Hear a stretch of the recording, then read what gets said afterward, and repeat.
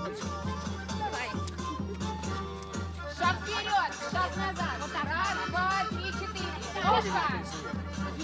Это мне Русиян показывала. Говорила, что они вот так вот, прямо так, какие-то ключики Да, сидят. ножка.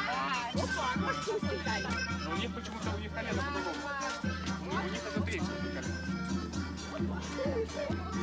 Они сначала эти полукруглые.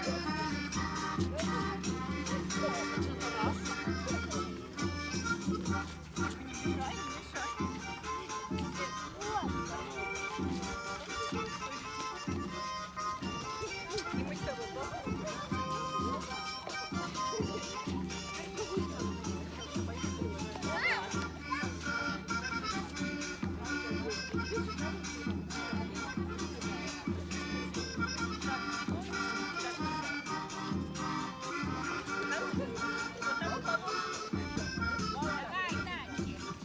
Это шуточный, белорусский танго называется. И ножку поднимай. Ну, быстрее идёте. Опа.